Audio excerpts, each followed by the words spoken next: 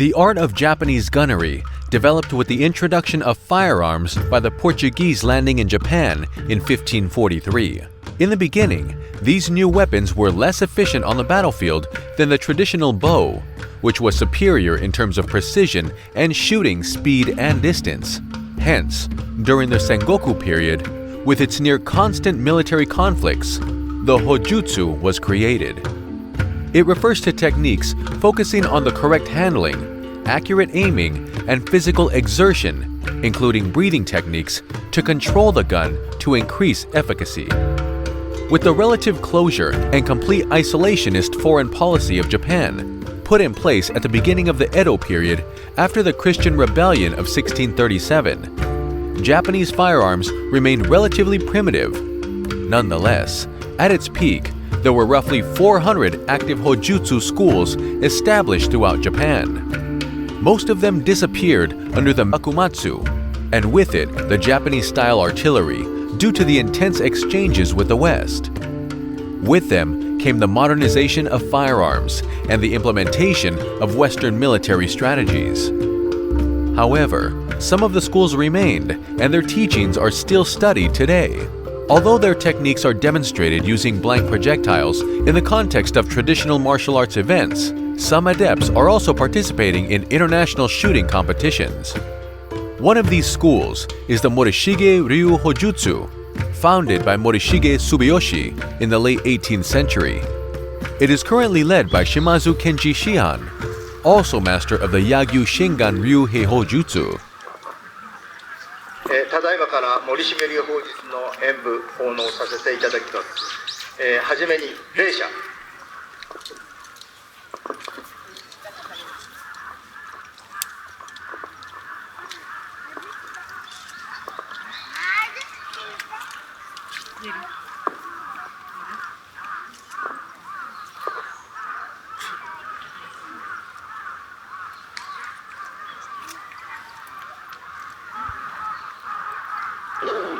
命、清め。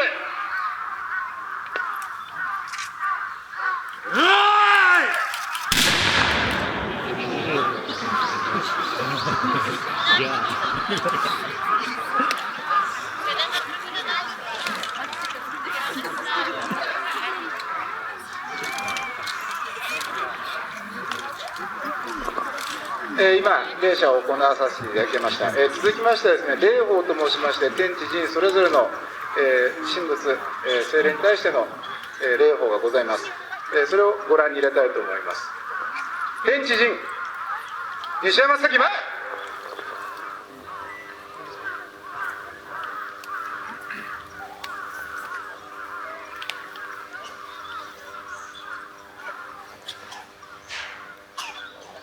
天の方、名付け。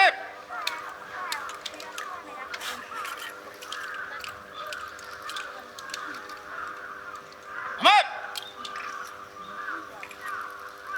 決めてきれ。待たせ。判定。今行いましたのは、天の神仏に対して行う礼法で、放つ前に一度幕を外して発射をするという作法にございます。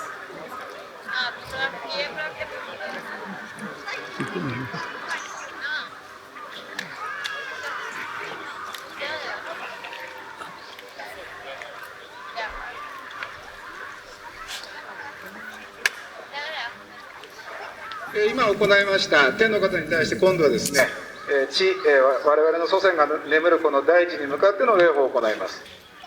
地の方、よろしく。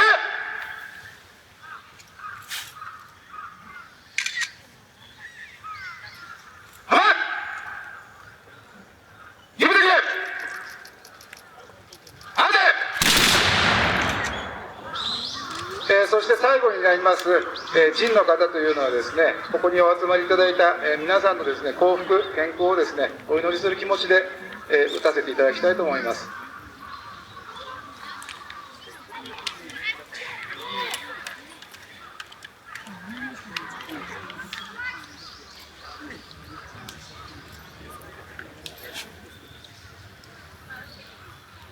神の方、皆さん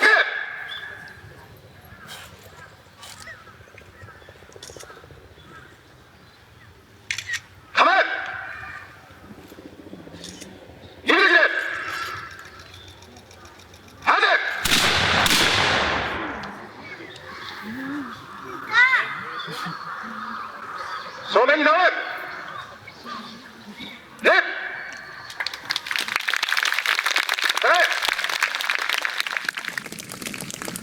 で、今ですね、行いました礼法、その他にもですね、先人の創意工夫でいろいろな射法、打ち方が我々の流派には残されております。その中でですね、いくつか興味深いものをご覧に入れたら嬉しいなと思いますので、行います。二村石原法師前。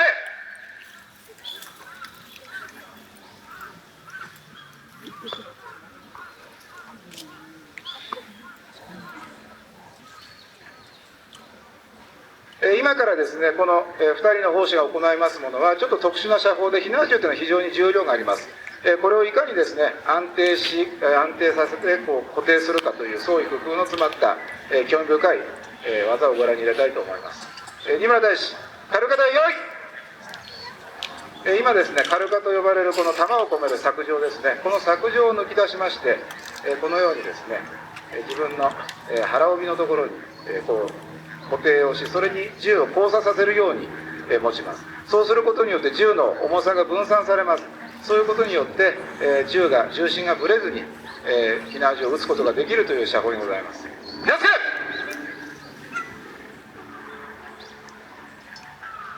決めてくれ。はい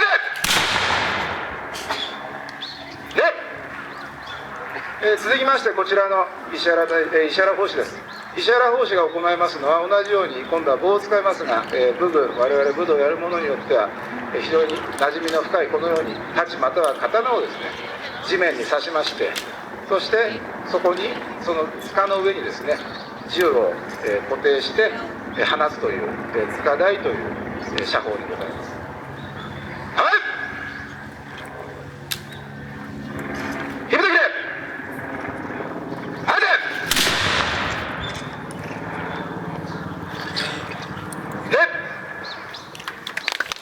そして今、活用したですね、いくつか射法をご覧に入れましたが、今度はこちらの滴れをですね、来ました、佐藤幸則法師と、あと守谷法師、頓挙棒というこのような尖った陣笠をかぶったものが行います。こちらの方はですね、白上の方、白下の方と申しまして、今、こちらの佐藤法師が行いますのは、白上といいまして、地べたの上からお城の上の天守閣と高いところを標的として、狙った時に撃つ射法にございます。白上、ひざつけ。白上、よい。決めてくれ。このようにですね、地べたに背中をつけて左足で重い重心を固定して高いところを狙うという型にございます。そして今度ですね、守谷法師が行いますのは白下の型と申しまして、今度は高いところから下を狙って撃つ射法にございます。白下用意。皆つけ。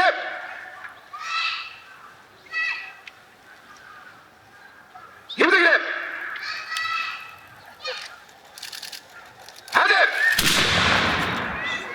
このようにですね、しゃがみまして上から下を狙うので右を、左前重心にしまして下を狙うという、ちょっとこのような芝生の上で狙うとちょっと分かりづらい演目ではございますが、そこをご覧にいただければと思います。で、そ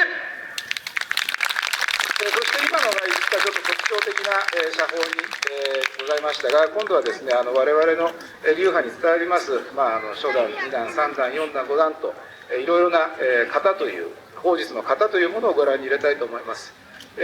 つきましては、設楽法師、こちらのですね赤い鎧を着ました設楽法師が2段3段、ごめんなさい逆ですね、こちらの滴れを着た佐藤法師が2段の型を行います。そしてこちらの赤い鎧を着た設楽法師が3段ですね。そして真ん中の長塚法師、こちらが今だと結構上位の4段という沼打ちというちょっとまた面白い型をご覧に入れます。順次それぞれ用意できたら放って型をご覧に入れます。それぞれのですね動きの違いとか特徴とかをご覧いただければと思います。各自稲付け始め。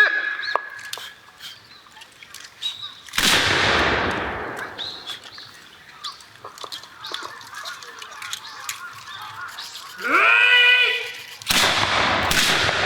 ちらの佐藤砲手です。今、座った状態から放ちまして、そして今度は次に立って立射を行うためにですね、このように座った状態での弾込めとなります。そして3段の設楽砲手に限っては、本来ですね、弾を込めるときは棒を持ったり弾、火薬というのは全て左手で操作します。それを逆手に行う左カルカという左手でカルカを、操作するという非常に高度な技で慣れが熟練がそしてこの真ん中ですね、非常に豪華絢爛な夜がしている長塚砲手ですが、4段の方は沼打ちと申しまして、ただ単にこういう戦場、戦地戦場ではですね、ただの芝生ということはございません。状況によっては川の中だったり足場の悪い沼の中だったりして、おおむね腰の下がですね水ないし沼に浸かった状態でいかに火縄銃火薬を濡らさないように、胸上で装弾と発射を行うかという、非常に特徴的な型となっております。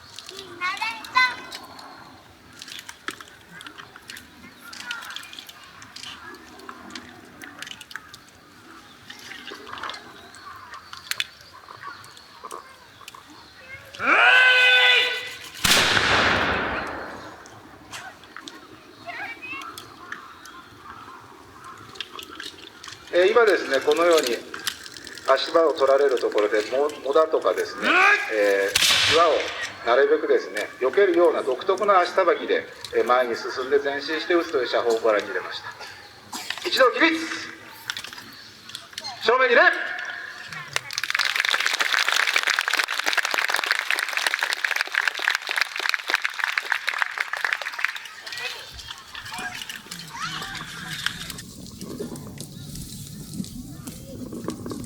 今ですね、ご覧に入れたのはおおむね火縄銃、皆様がイメージしやすい長いものです。おおむね全長で1メーター20、1メーター30と長いもので1メーター45センチほどあります。その中でですね、逆に短い馬上筒、短筒というものがございます。これからですね、その馬上、火縄銃ないし短筒、今でいうとこの拳銃に値するものですね、そちらの演武をご覧に入れたいと思います。もうおしまい。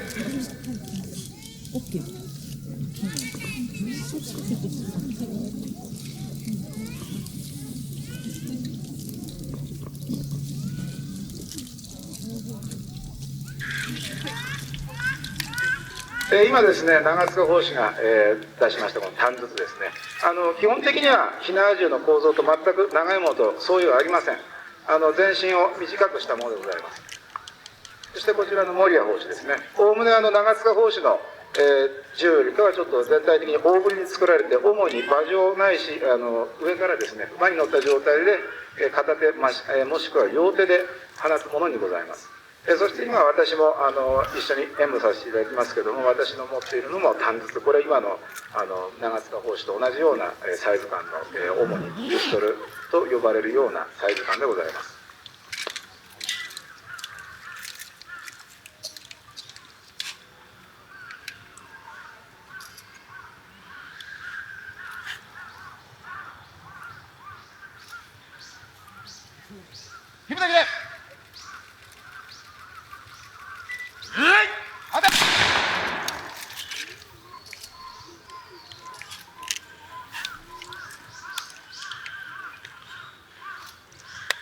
よし。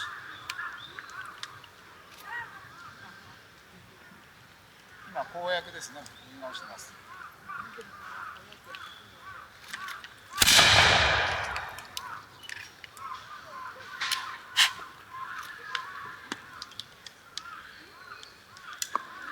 火縄銃というのは発射ですね。弾を発射する発射薬を先に銃口から入れまして、最後に「待て!」根元の火皿というものをですね、その中に小さな穴が開いております。そこに細かいすりおろしたですね、すりつぶした発射薬を入れ、このように真っ赤に燃えた火縄を火ばさみにつけて、そこで生火で火薬に点火して発射するという、そういうシステムになっております。俗に戦いの火蓋が切って落とされる戦いの火蓋っていうのは、こちらのですね、火縄銃の安全装置であります。火蓋から来た語源でございます。一つご参考までにと思います。続きまして、2発目ですね。七塚押し、火蓋切れ、安定。このようにですね、主に両手もしくは片手、非常にコンパクトなサイズ感になっております。命中精度ということはちょっと抜きとしましても、近距離等でいろいろな戦法として使う、当時としては最先端の小型の武器ということになります。以上、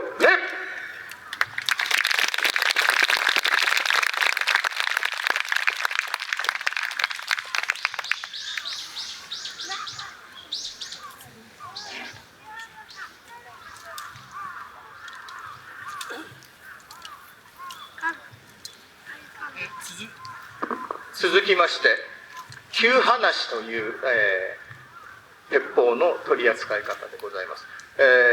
鉄砲は一旦撃ち終わると次に発射するまで、約30秒火縄の場合はかかります。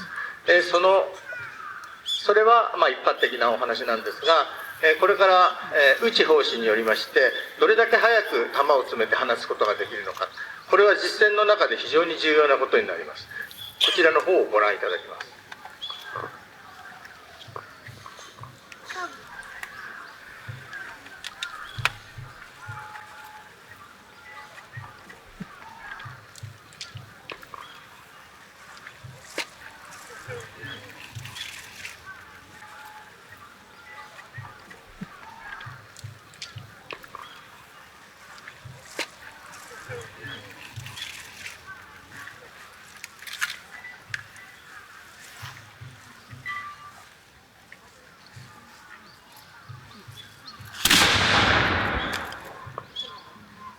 このように、重心の方を前に、据えて、火薬を入れやすくしております。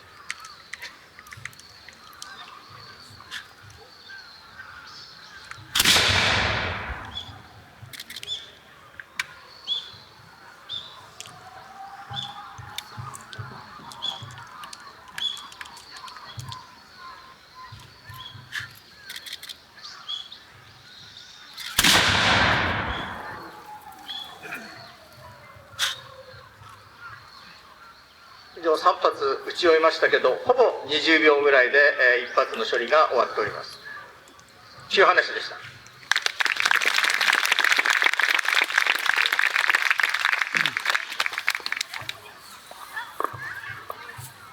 続きまして栗攻めという、集団の方でございます。各隊準備してください。はい。よろしく。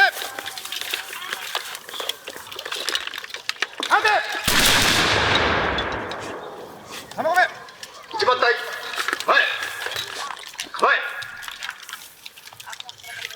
火蓋切れ、放て、2番隊、前、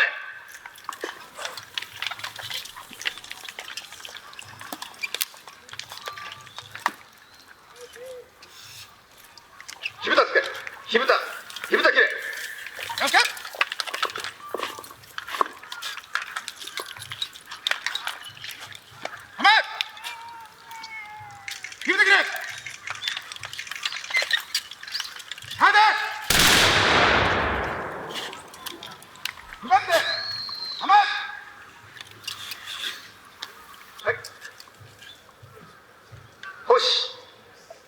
正面に向かって礼。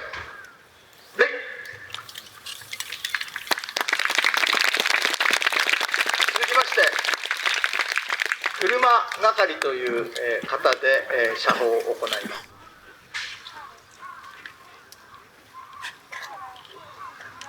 星1番前、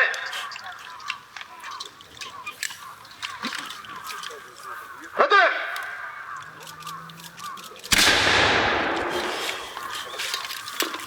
順次こうして回転しながら次から次と弾を立ちます。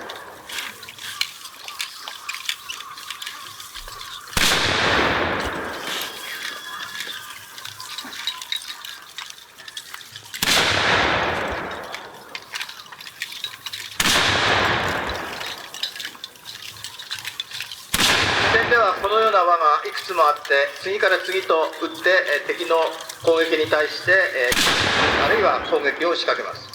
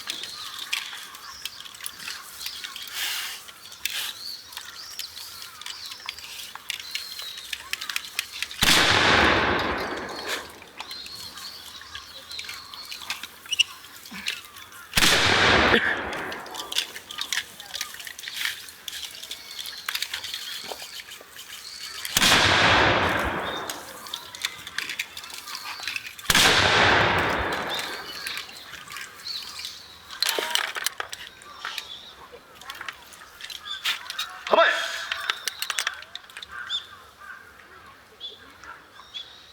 一番砲手しぶた切れ放て。